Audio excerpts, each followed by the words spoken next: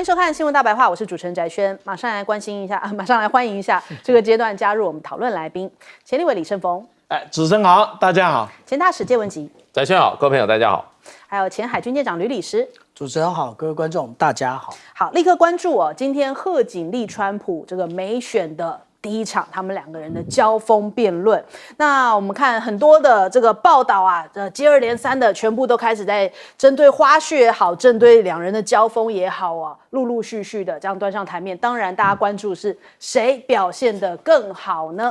那我们先来看看，现在贺锦丽的表情包也翻红哦，就是人家截了他好多图哦，微笑啊、摇头啊、困惑啊，大家都觉得说，哎，这样子的表情包，有的人觉得挺好的，就反映出来他的真诚。那也有人讲说，这是不是不适合当总统的一个象征呢？所以有这种两极化的一个反应哦。那川普说要送他一个 MAGA， 就是让美国再次伟大的帽子哦。那贺锦丽就是把手靠在下巴，摆出一副很有趣的表情。可是一个总统角色，然后是以表情取胜的话，哎，这真的对他加分吗？可能对年轻人来说是挺亲切的哦。那另一方面呢，川普跟贺锦丽他们也不管这个闭麦原则，在静音的时候频频向对方插嘴，当对方有指控的时候，哎，就是不时的插嘴来这个辩驳、反驳对方。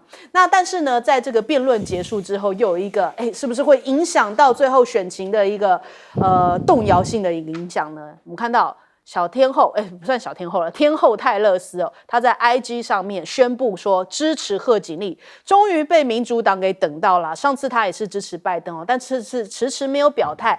不过呢，我们看到她刚刚的发文还抱着一只猫咪哦。他讲说，2024年在总统选举里面，他会投给贺锦丽跟华兹，选择支持贺锦丽是因为他相信，他有相信的权利哦，这些价值是需要他来捍卫的，而且他这个照片其实有玄机哦。他是要怎么样呢？他是要 diss 那个范斯，就是因为范斯之前不是讲说没孩子的养猫女士吗？所以他最后自己署名也是没孩子的养猫女士哦，等于说他这一番话也帮忙替下一回副总统的辩论掀开了第一波的战火。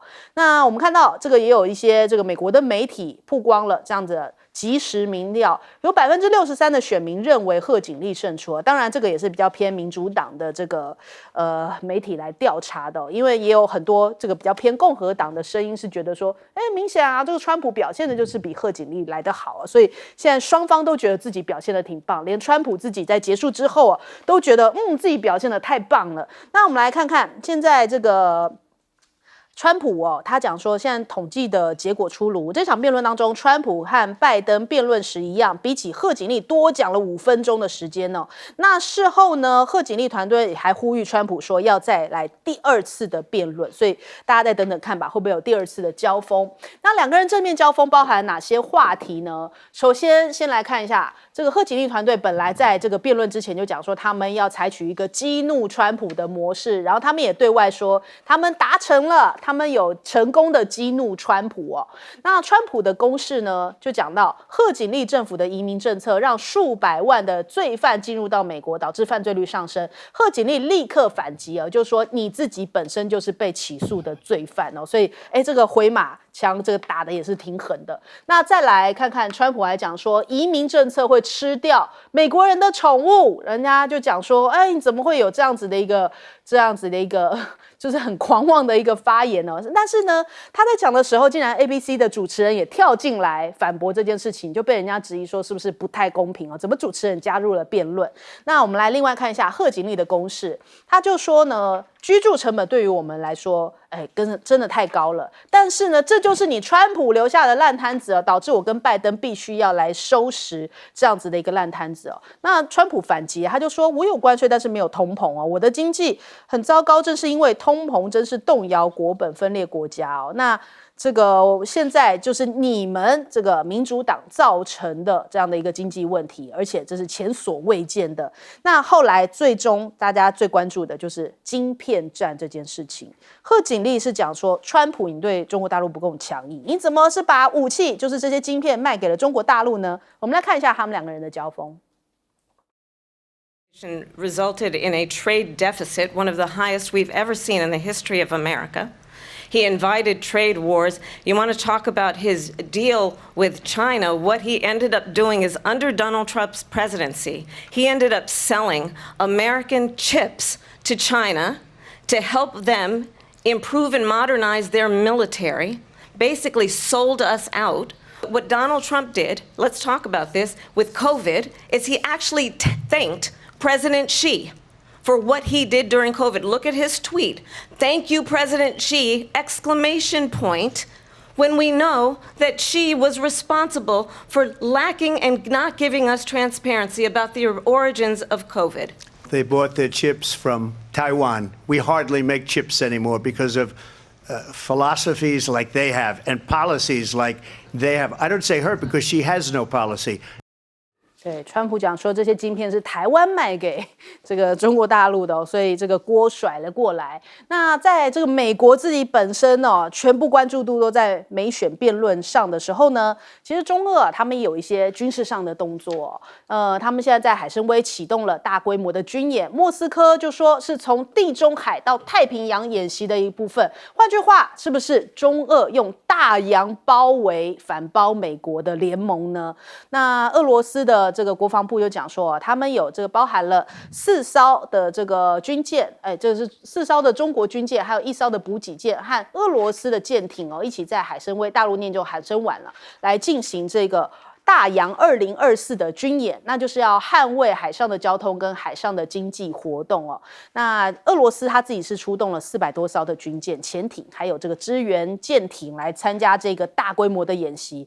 那它这个大洋包围的方式呢，包含了太平洋、这个北冰洋、地中海、波罗的海还有里海哦，要从这一直持续到从现在持续到9月16号，所以这个时间规模都是前所未见的。那这是不是也反映出来中俄更反击的力道更大？你要在我这边第一岛链，我就用一个大洋反包围的方式来跟你美国叫板。那另外呢，日本的媒体也讲到说，现在大陆的军舰呢也去到了日本的领空。但是呢，这一次的这个消息竟然没有使用热线沟通哦，明明之前已经有设下了热线啊，是不是反映出来热线只是图具形式呢？因此看起来好像在这个很多快要擦枪走火的战争点上面，这个中美之间哦，他们也是要赶快设下停损点。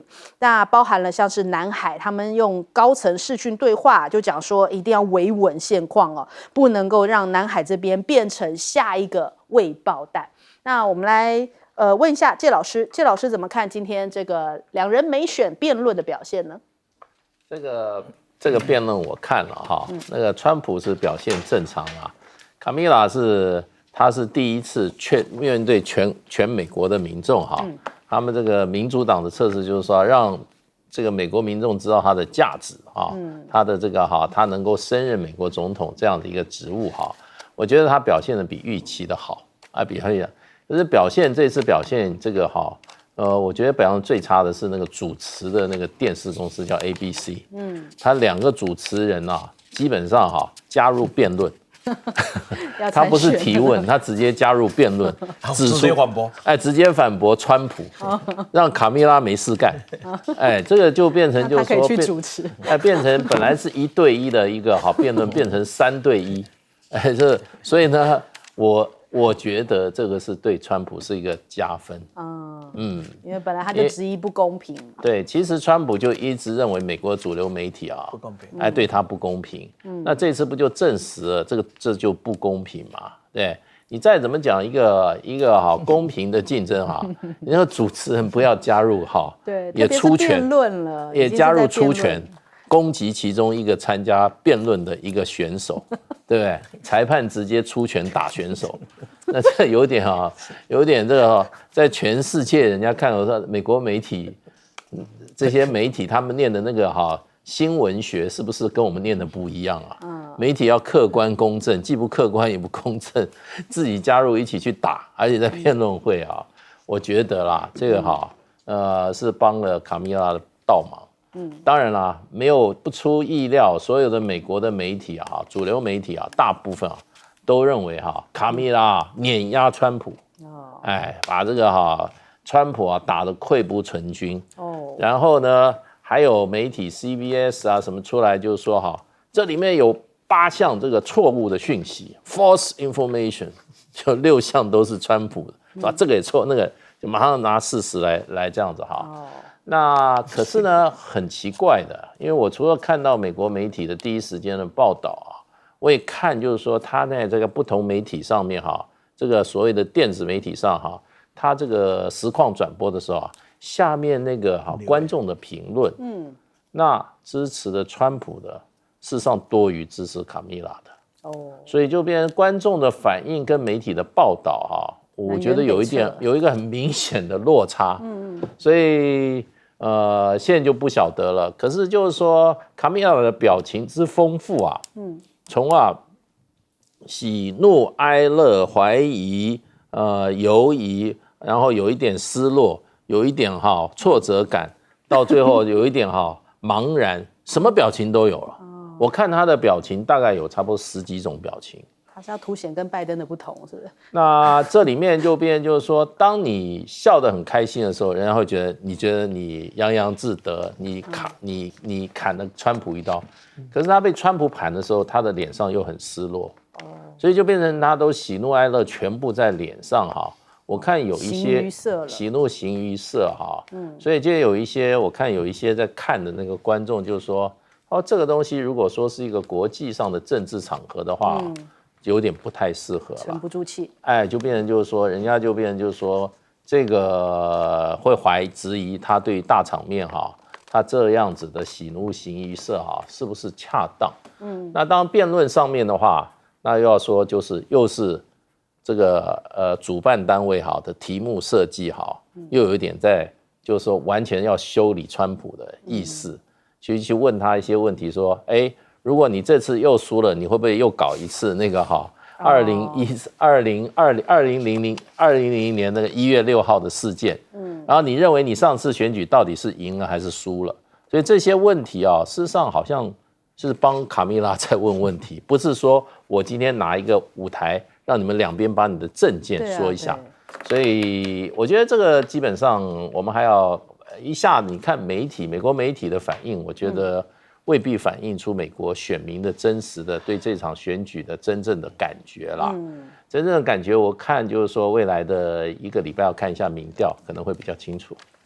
好，请教申峰哥。这个想当年在学校读书的时候讲到政治行为那老师想办法都会让我们去看了一个录影带，那就是甘乃迪跟尼克森选举的电视录影带，因为那也是一个电视辩论改变了美国选举很重要的一幕，也研究政治行为。从那时候开始，我大概对历届美国总统的选举辩论我都蛮关注的。那我只能讲，这一代不如一代。美国总统的水准是一代不如一代。今天看完了之后有人问我说，对他们2个人的辩论怎么样？贺锦丽是比想象中来得好，川普大概就照我们想象中的演出。但是这不是重点，重点各位想一想，将来要影响全世界命运的4年，就是这2个当中选一个。你觉得呢？搞不好你公司的老板的水准都比他们高。我敢这样讲，这就是今天我们面对的一个很可悲的现象。假如以过去这几年中国大陆在国际社会展现出来给人家看的国家领导人跟国家领导团队以及他的治理绩效，跟今天所展现出来的，你觉得输赢之间是不是已经看到了什么？或许因为民主选举让我们看到了表演赛，但是这个表演是人民需要的吗？为什么我这样讲？对美国今天讲起来最重要的问题，今天没有人碰。美国今天发展的最大的问题是什么？每年的赤字预算怎么解决？高达35兆的美债怎么解决？一个国家一个公司嘛，很简单，明年的营业额是负债的，而且已经负了好几年了。那总公司的资产是大大的负债的，比营业额不晓得多了多少倍。那这个不是才是一个美国的总统、美国的国家大政所应该的解决的问题吗？那 ABC 只是想办法要去修理川普。ABC 的题目，假如今天公正一点，以国为念，真的由美国心为念的话，应该问问这两个未来的国家领导人、未来的总统，你们怎么解决美债嘛？因为美债不只是美国的债务，也是世界的灾难啊！你们怎么解决你每年不断增加的这个债务？因为这个是环环相扣的。有没有人谈到？没有人谈到。好，我们再来看看，因为是 ABC 主持的台 ，ABC 是在做球，所以另外一个涉及到美国是不是能够伟大，是不是能够维持它的霸权，很重要的经历了。那只要问一件事情，摆明一下，请问美国的军工能力还能维持多久？可以让你维持你的军事霸权，可以维持有多久？这都是很现实摆在那里的挑战呢。结果呢，两个人的表现是什么？因为题目出得很差，所以两个人的表现一点都不像一个国家的领导人。所以今天有一个朋友，一个前辈问我，他说：“像话啊，你看这两个辩论，你有什么感觉？”我说：“萧伯对萧安啊，疯婆啊对狂汉。你觉得？”我这个话虽然是重一点，但他听的他是蛮有经验的老政治家了，一听就哈哈大笑，嘿嘿，那就不行哦。疯婆对狂案是很严格的批判，但是因为主持的电视台出的题目是在做球，对于美国的何去何从，没有人在意，所以讲难听一点，这个辩论赛就是一个政治娱乐节目而已嘛，他什么都没有告诉我们，但是它会改变我们的命运。好，来请教舰长。当现在美国正在辩论，全世界在注意的时候，其实刚刚主持人特别提到了，也就是俄罗斯现在跟中国大陆进行这个等于是全世界规模的这个军演，从地中海、里海、波罗的海一直到太平洋。那这样的军演啊，其实前几天就可以看得出来，但是我必须这么说啊，以前我们都认为啊，日本防卫省统合幕僚监部他所公布的讯息是最及时的、最完整的，现在也不是这样。为什么这么说啊？我们现在所看到的，刚刚讲到说，有派4艘的军舰以及1艘的补给舰啊。其实这个讯息是什么时候公布的？这个讯息是9月9号，日本防卫省统合幕僚监部公布的。可是这件事什么时候发生的？9月7号。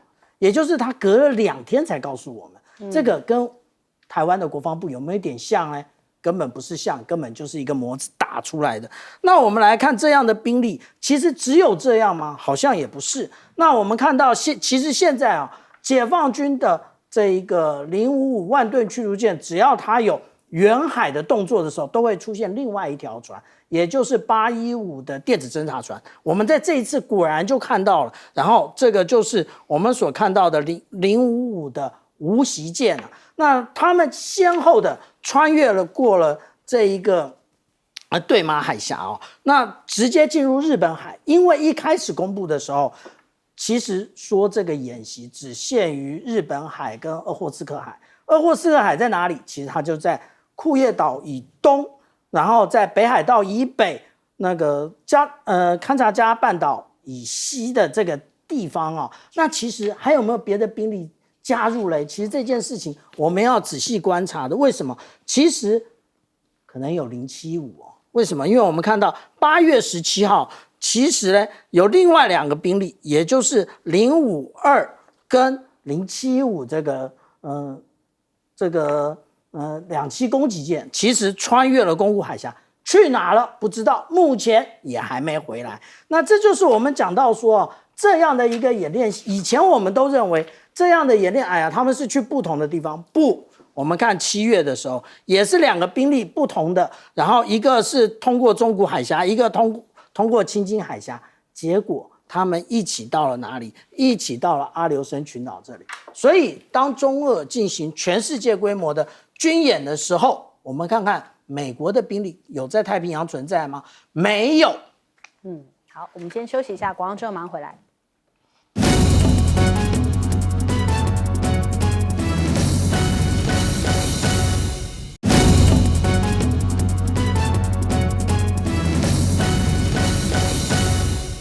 好，欢迎回来，新闻大白话，马上来关注一下哦，俄军是不是已经兵临红军城的城下了？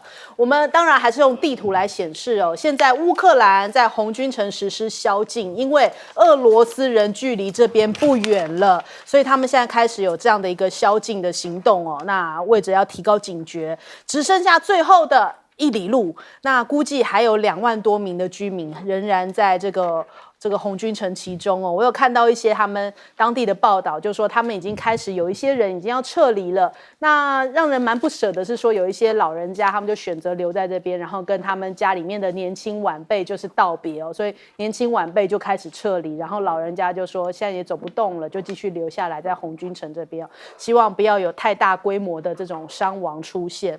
那我们来看一下哦，现在目前在距离红军城非常近的这一个库拉霍沃城已经展开了激烈的战斗了。这个现在目前俄罗斯转往这个库拉霍沃来，这条路来攻过去红军城，因为这边的防守可能是比较乌克兰防守的就是等于说更严密一点，所以他们现在拐个弯，从旁边从南面来攻这个红军城。那再来我们看看，还有这个相关的报道是说，这个他们其实俄罗斯在顿巴斯的主要目标其实不是红军城，是库拉霍沃，因为库拉霍沃呢是有非常多乌克兰的武装部队在这边的位置，所以他们其实是要断掉这个乌克兰的武装部队可能再往这边过去，所以他们现在开始来打这个库拉霍沃。那这也显示出它的重要性哦，暗示着这个攻击战略位置以及军事基础的位置哦，不单单只是占领特定的城镇。也就是说，之前我们有一些军事来宾哦跟我们分析的，是不是它是一个大乌东策略哦？所以他现在不只是要拿下红军城哦，可能连包含其他地方通通都要拿下来，才是他现在一个主要的目标。俄罗斯说他们现在顿巴斯加速攻击，不愿意和谈。8月以来已经夺了1000平方公里这样的一个土地哦，的确现在大家都在争取，是不是在美选之前能够占领更多的土地，来作为接下来日后的一个谈判立基点。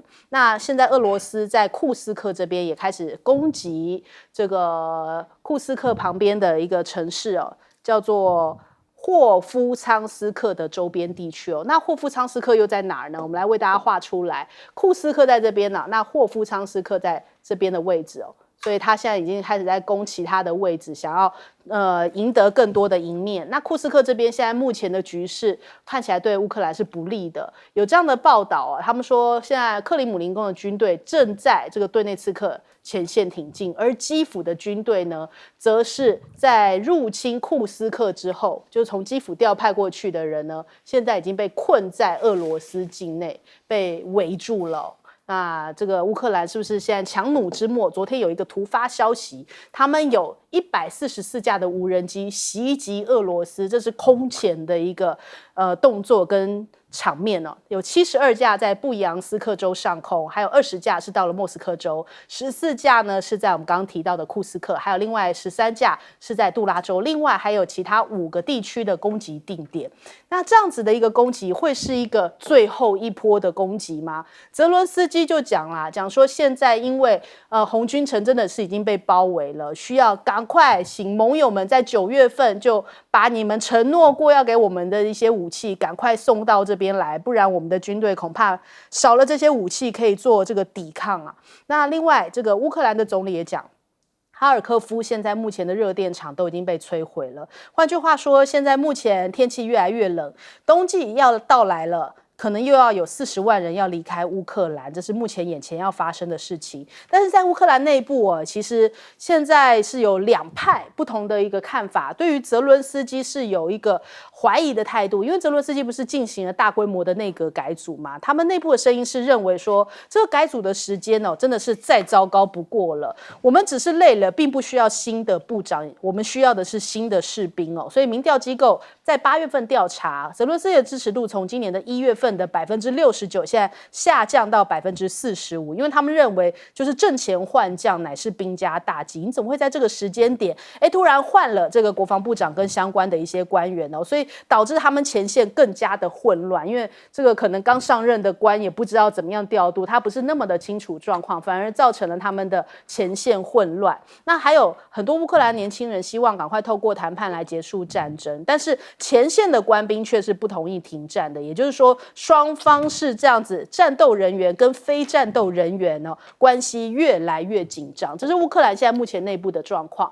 那现在以巴也好，俄乌也好，两场战争到底该怎么样结束，变成了很重要的一个问题。当然，今天美选的时候，不论是贺锦丽、川普也都有提到这个问题。川普讲的是什么呢？他说：“我希望战争结束，这样才符合美国的利益，不然可能会导致第3次世界大战。”他说，如果他当选的话，他会让普京跟泽伦斯基赶快达成协议哦，因为美国对乌克兰援助太多。贺锦丽就反攻他说，如果你当总统的话，现在普京就做到基辅了，意思就是说，如果川普当上了美国总统，乌克兰就消失了。那川普就反击他哦，讲说不会啊，如果是他当总统的话，普京应该会很高兴，因为他就不需要再继续战争了。那反过来，以巴战争又变成了这个民主党的短板了。川普就讲，贺锦丽在纳坦雅胡访美的时候避不见面，代表说，你这是讨厌以色列。如果换成你贺锦丽当选的话，以色列就要消失。所以他们互控在这场战争当中，这个对方都会要么使乌克兰消失，要么使以色列消失，这样子在辩论场上的一个交锋。而坎贝尔呢，他是讲说这是北京的问题，北京一直在跟莫斯科提供非常实质的帮助，一直把一些潜舰啊，或者导弹啊、军事技术啊，俄罗斯这样子交给了中国大陆了。那中国大陆呢，也是协助俄罗斯来提升军力所以拜登现在也很头疼，他在讲说到底要不要提供给乌克兰长程飞弹，他说正在努力当中。现在看起来好像这是不是一个拖字诀啊？反正先赶快把问题甩锅给中国大陆，就不是他的事了吗？那我们先来问一下介老师怎么看呢？现在这个整个乌克兰的战况你就可以看得出来啊。乌克兰如果没有这个外援的武器的话，它很难以为继了。所以你看，这个泽伦斯基居然讲说，所有的协议必须尽快实施，感觉好像跟我们台湾蛮像的，买了武器结果都没有看到，都没到。对，而且他说9月需要的东西必须9月份交付，可见现在战场需要的东西，有些东西还没交嘞。对不对？你不管是德国或者英国，还是法国，还是美国，你答应的东西没有到，那你怎么办？你这个前线乌军的，我们现在的状况听说他们的那个逃兵的次数非常的多，你知道吗？现在光被军法审判起诉的逃兵人数有1.9万人。乌克兰整个大军也不过60万，有将近2万人逃兵了。这个逃兵是很严重的逃兵就表示他对这个战争没有信心对，虽然我们相信乌克兰人保家卫国的决心可是为什么这么多逃兵？那另一个现象就是说，另外一个就是说他们在前线的这个调防现在您到了第一线，你可能20天下不来，然后呢，你看长期在那个战争的那个威胁下是很恐怖的你也不能回下来洗一个热水澡吃点热餐你就要在那个战壕里面待个10-20天。这个对士气也是损伤蛮大的。那现在本来认为就是说，看这场战争是谁拖谁的问题。现在看起来这场战争，其实我觉得就普丁来讲的话，他不但拖住了泽伦斯基，他也拖住了整个欧洲。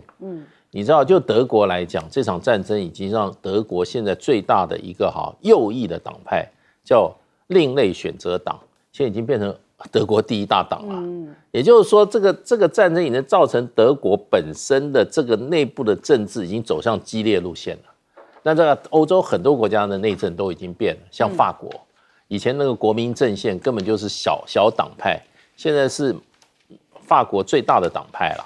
对，所以就变成就是说，其实普丁他这场战争已经改变了欧洲国家的政治，现在正在影响美国的选举你看川普你看这个贺锦丽跟这个川普辩论的时候，谈到这2场战争的时候，他们2个人的观点是如此的分裂跟分歧，也就代表这两场战争对美国来，尤其俄乌战争对美国来是有分裂的效果的。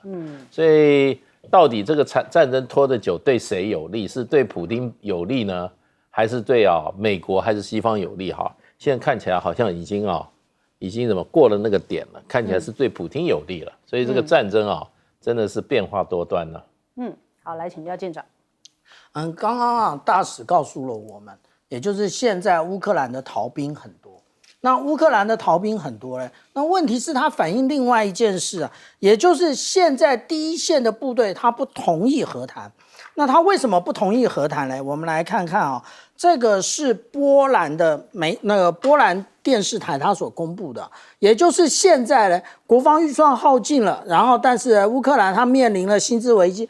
补上了，但是这个补上告诉我们一件什么大白话呢？我们看看他的士兵的薪资到底是多少钱呢？是4400块的欧元。那4400块的欧元合计新台币的话是156226元啊。那也就是他如果说现在停战了，他现在回到他的家乡。他赚不了那么多钱，而且他需要付出更大的努力来进行重建，那个是更累的一件事情。那而且老兵已经适应了战场环境，可是这些新兵为什么？这些可能要入伍的新兵为什么不愿意？因为他完全不熟悉。你看过一部电影《阿甘正传》，他告诉大家说，一个刚刚从西点军校毕业的一个军官投入战场，他能活的时间不是以小时计，是以分钟计。为什么？因为对于战场的状况完全陌生，等到他还没熟悉，已经阵亡了。那另外，我们讲到以前的那个印太沙皇，现在的美国国务卿那个 Kurt Campbell， 他讲到说，这一个中国大陆跟俄罗斯，它的不断呢，透过这个潜舰以及飞弹的这个技术来进行交换呢。那其实我们应该要这样子讲啊，其实这个是当初中国大陆向俄罗斯采购的 Kilo 级潜舰的时候，他就已经学得的技术。因为中国大陆不只是学习而已，他还做研究，不然我怎么会拿出这么多的论文呢？也就是他不断的研究得出来的心得，然后改变自己的，无论是现在我们传闻中的095的攻击型的潜舰，或者是096的战略飞弹核潜舰，全部都是如此啊。那欧洲的军力现在已经变成什么样？我们看看英国，英国现在新一代的这个45型的巡防舰应该有45型的驱逐舰有6艘，但是实际上只有2艘可以用，多可怕的这种军力啊！其实快要比台湾还不如了。来请教盛峰哥。这样子，我这个先把川普跟贺锦丽的辩论涉及到的部分谈一下。这个更可以证明我上一节所讲，这根本就是一场政治的娱乐秀。很简单，川普上了，乌克兰不会亡；贺锦丽上了，以色列也不会亡。但是他都告诉你，川普上了，这个乌克兰亡；川普告诉你，贺锦丽上了，他们会亡，都不会亡。那为什么要如此的夸张呢？因为他们都在应付那一个题目的几分钟。他们不是要解决国家的大问题。你看了，我就看川普这一次的这个应对里面，他的3板斧3招打遍天下。第一招，要是我就不会发生，这是第一招。第二招，我选上这个问题马上解决。第二招，第三招，你们觉得那么好，为什么你不做？就是拜登，你们为什么不做？这3招。那你看，治理国家就真的这3个东西吗？但是事实上，这就是今天的美国。那从这里再拉过来，连这么残酷的这一个战争新闻也是娱乐化。我本来很想反讽的讲的，莫斯科快完了，乌克兰已经打到莫斯科了。你要是把过去所有的对乌克兰的战争的报道，你把它拿开。昨天我还看到报道，还在国内的新闻里面讲的什么，在顿巴斯，在这个库斯克里面了，现在已经打到什么程度了？啊，打到说这个俄罗斯已经被多少人被消灭了，因为海马斯的武器啊有多强又多强，是吗？我说很简单，只看一件事，看到普丁今天悠悠哉哉的在世界各地啊，还在来窜着走，再看到泽伦斯基天天喊救命啊，你告诉我输赢是怎么样子？但是在我们看起来，我们真的有得到真实的消息吗？但是有一点，不管怎么说，不管这场战争的结果是要本来想压垮俄罗斯的，俄罗斯没有被压垮。本来美国跟这一个欧洲啊想得到什么的，好像也没有得到。但是有一个人绝对是最大的损失，那个人叫乌克兰。到现在不知道明天该怎么办，这一场仗该怎么收拾？你想一想，台湾不小心，难道不会变成乌克兰吗？有一天变成了战火，然后却不知道怎么办，但是每天活在那个假的胜利的新闻中来自我阿 Q， 但是每天这一种宝贵的生命啊、财产就这样子沦丧掉了，这个才是我们要关心的。好，我们先休息一下，广州马上回来。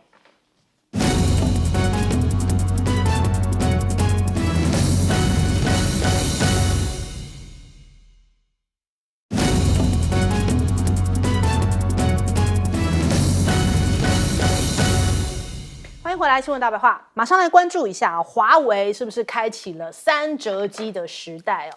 现在根据最新哦，我们算到今天中午12点为止哦，现在手机预约的人数已经到了快要500万人啦，吓坏人，491.4万这样的一个最新数字，还是算到中午12点哦，还不是算到刚刚2点钟哦，不知道现在是不是已经破500万了，真的是非常的惊人，这样子的一个非凡大师，而且你看哦，这个动辄最高规的是要人民币23999元啊，真是太疯狂了。那当然，昨天很多的这种影片的直播啊，或者是新闻的报道啊，都拍摄到说，在这个华为的门店哦，有大排长龙的人潮。我们立刻来看一下，非常非常多的人都选在这一天，然后去到了华为的旗舰店也好，门店也好，要去亲眼看一看3折机是什么样子哦，这就让大家想到说，当时 iPhone 一开始推出来那种划时代那种感觉，大家想要看看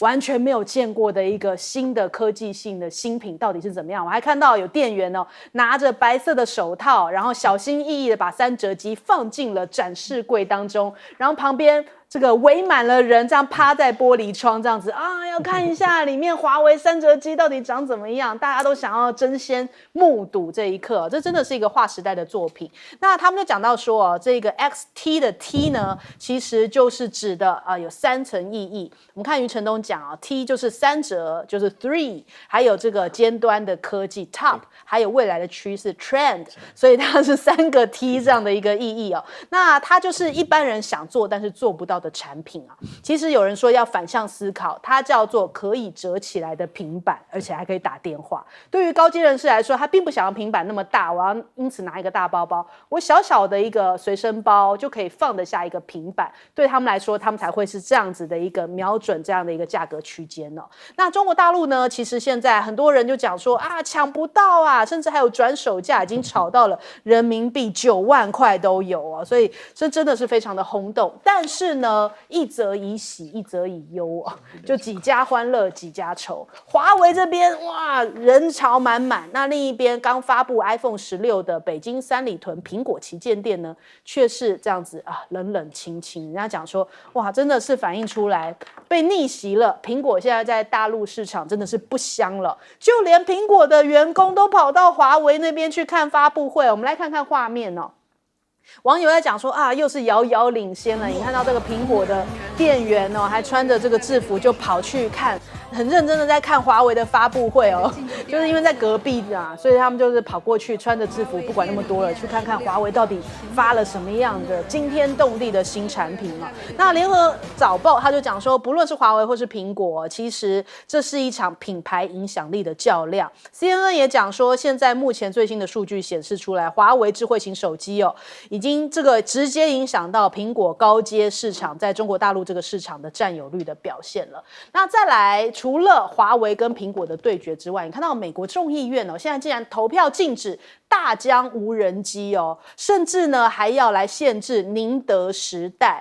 那毛宁回应了，他说坚决反对这样子歧视性的措施，然后无理的打压。那美国的这些参议员就讲说，他们这个因为看到中国喊出2025制造嘛，所以不能掉以轻心，现在就必须要开始限制，因为大陆已经在4个产业成为了世界第一，5个产业已经接近了目标，已经要被超车了，所以他们现在开始制裁的大棒紧箍咒又要扣向中国大陆。但是真的有办法禁得了吗？你看看之前其实不是也是喊的雷声大雨点小，说要禁止大疆吗？就后来发现用自己的无人机飞不上山顶所以赶快取消了，要禁又禁不了，这次又是喊喊而已吗？还有呢，会不会伤到他自己马斯克之前也是跟宁德时代，他特别4月份出访的时候去看了宁德时代的老板碰面因为他是这个特斯拉的主要供应商，福特也是跟宁德时代是战略合作伙伴，所以你去进宁德时代，会不会反而自己伤到自己美国的企业呢？首先，我们来请教一下介老师怎么看？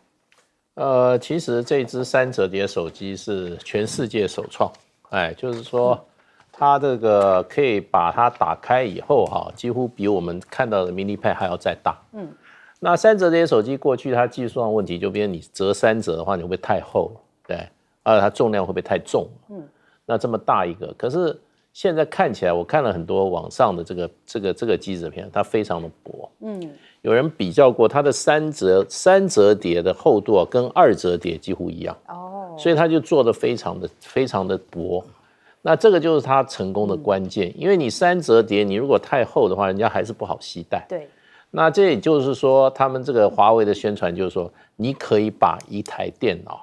就是说所谓的 laptop， 就是说你一个手提电脑，你可以放到你口袋里面，也就是放到你的不是袋子里是你衣服的口袋里面。对，因为很多男生西装就可以这样放进去嘛。对，商务人士。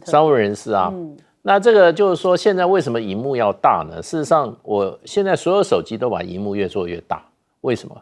因为我们现在使用手机时间越来越长。对。越来越长，你的萤幕太小，你的眼睛就受的影响就比较大。对，所以你越大的话，你眼睛可能你的你的吃力的程度就比较少，字也比较大，萤幕也比较大，伤眼的这个情况就比较好一点。所以我觉得就是说，可是你大的时候你又不好携带。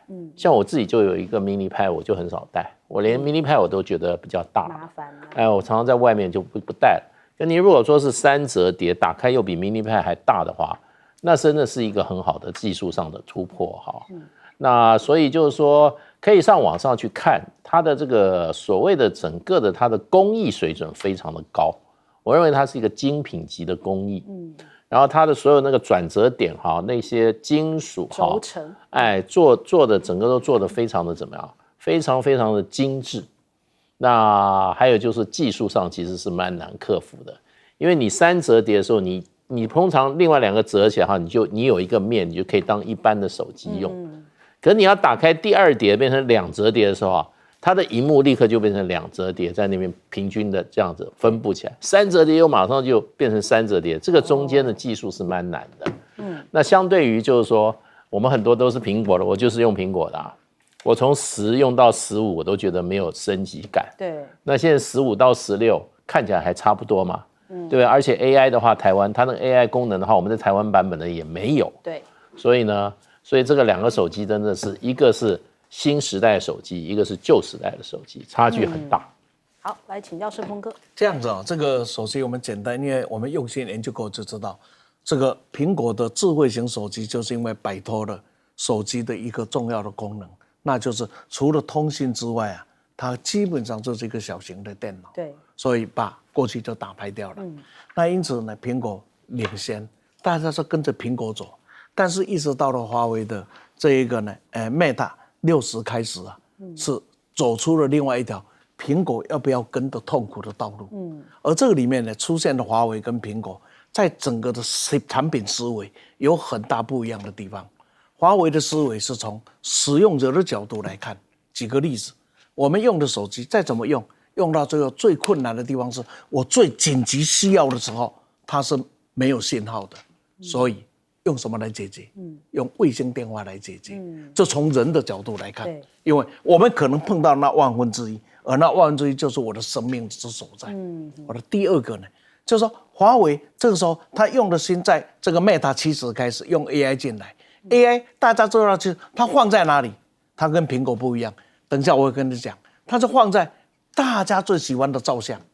你今天发现你的苹果、你的手机放在你的手里，照相是不是你手机很重要的功能？照相是一个很重要，所以他把 AI 重要的条件里面放在这个照相里，符合大家的需要。第三个，现在我们看手机，我们现在干什么？除了刚才通讯啊，然后这个地方还有一个很重要照相，第三个就是看文字、看剧、做游戏，所以相对萤幕就要很重要。因此有2折的，那2折的又到了3折，这个全部从谁的角度来？从人使用的角度来看。可是别忘了，苹果呢现在一直追求的是什么？追求的是我创新的角度送给你，是从我的角度，你看我有 AI，你看我有什么，就我用我的角度给你，用我的研发的角度给你。所以一个是用使用者的角度，不断的在创造新的产品出来。苹果当年的成功就是从人的角度使用，现在苹果会落后是在说，在他不愿意跟着这个华为走。华为有了卫星，那他要不要有？他有了不是很丢脸吗 ？OK， 把 AI 放在这个照相里，那不是跟着你走也很丢脸吗？一样的。现在他要不要出3折？有没有？他现在也很痛苦，除非他能够赢得他更多。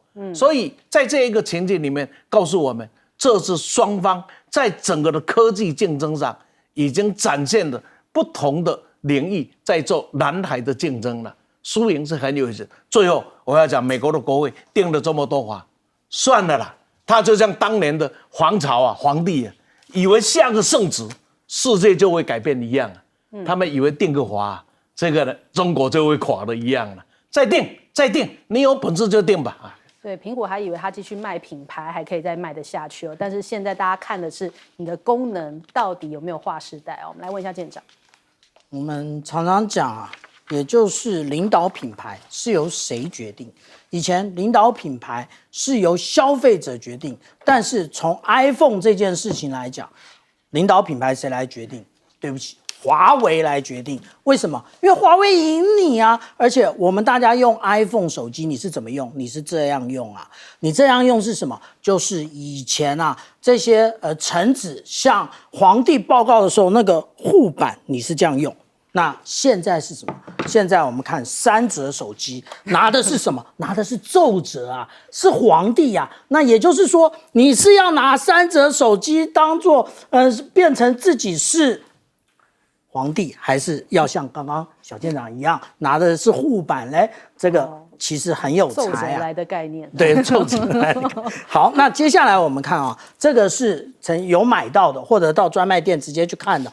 他叫非凡大师，那当然，这个非凡大师他的解析度不是小舰长的一张手板可以解释的。但是呢，我们看到另外一个消费者，他直接的看窗外的风景，就非常的清楚，他的解析度非常的明亮。